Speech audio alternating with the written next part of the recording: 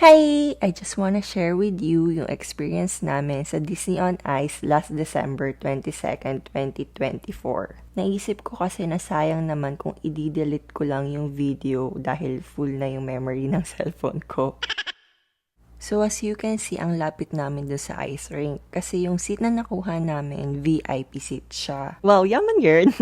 Ito na nga pala guys yung opening number nila. Medyo mahaba rin nga pala tong opening number nila. Grabe, start pa lang, super energetic na nila, wala akong masabi. Hindi ko lang alam kung dahil ba first performance nila to since 3 p.m. yung kinuha namin that day.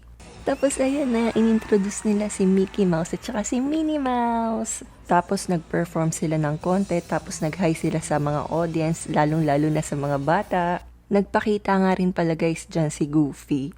To be honest, nalilito ako kay Goofy at saka kay Pluto. Sorry na. After ni Goofy, si Sebastian naman yung nag-perform kasama yung sisters ni Ariel. In short, it's time for The Little Mermaid! At yan na nga, naghiyawa na nga ang mga bata, lalong-lalo na ang mga kid at heart. Nakatulad ko, syempre. Syempre, pag nandyan si Ariel, nandyan din si Flounder. At naku, ayun na, lumabas na si Tia Ursula. Ito nga palang part na to, ang dami daw hindi nakanood nito. Parang nakikita ko sa mga social media, marami nga daw hindi nakapanood nito. Wala daw ganitong performance nung time na nanood sila. O sa mga batang manunood nito, wag niyong gagayahin to professionals lang ang gumagawa nito. May pa-warning yarn. So ito na nga, lumabas na ang kanyang prince. Kahit hindi si Ariel yung favorite kong Disney princess, isa naman to sa mga performances na na-enjoy ko sa Disney on Ice. Kahit first time pa lang naming manood. After ng performance ng The Little Mermaid, si Maui naman ng Moana ang lumabas. At syempre, masaya na naman yung bata. Yung mga bata. At lumabas na agad si Moana of Motunui. Ay, basta Motunui.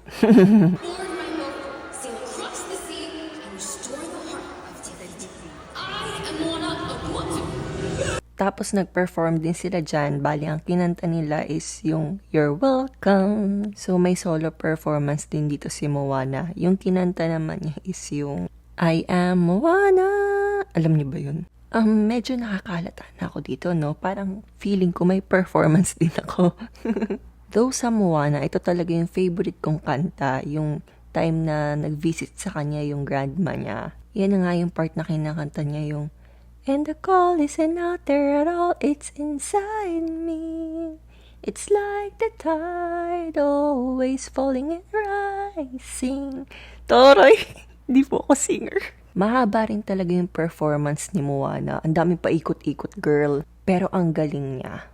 So ayan, pakaway-kaway na sila ni Maui kasi tapos ng kanilang performance.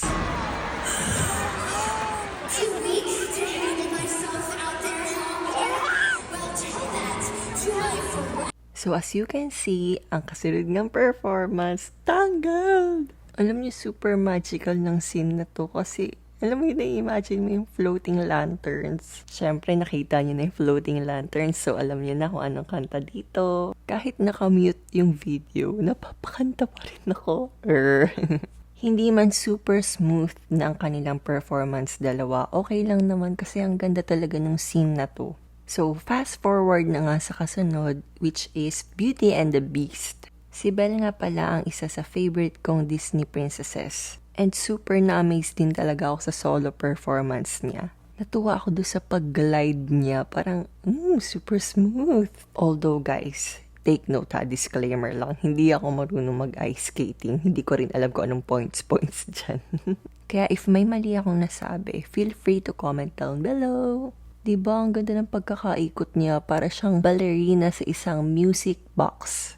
Lalong-lalo na sa part na to. Wee! At ito na nga guys, yung nag-turn na si Beast into a prince. Super daming sigawan dyan, as in halos lahat ata kinilig. Ito yung performance talaga na parang sumisigaw lahat ng tao, tapos kinikilig. Alam mo yun, parang intense. At dito na nga po talagang sumigaw lahat ng mga bata. Syempre, diba, sino naman ang hindi makakakilala kay Kristoff ng Frozen? At syempre, ang sister ni Queen Elsa of Arendelle na si Anna. At nung lumabas na nga si Queen Elsa tapos nag-start na siya mag-perform ng Frozen, ay grabe! Parang lahat ng bata naririnig ko kumanta ng Let It Go! Let It Go! Iniisip ko nga kung yung mga bata ngayon, ang OG Disney princess ba nila ay si Anna at saka si Elsa? Kasi yung mga batang 90s, ang alam ko dyan sila Ariel, Snow White, Aurora, Belle, Jasmine, and so on. Kasi ako, ang favorite ko talaga si Belle, si Jasmine, tsaka si Mulan. Pati yung mga kanta nila, gustong gusto ko.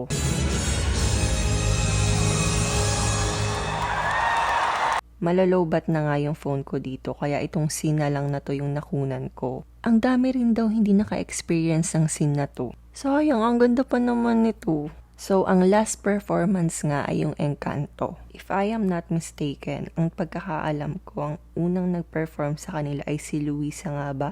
Kinanta niya yung Surface Pressure. Tapos ayun na nga yung We Don't Talk About Bruno.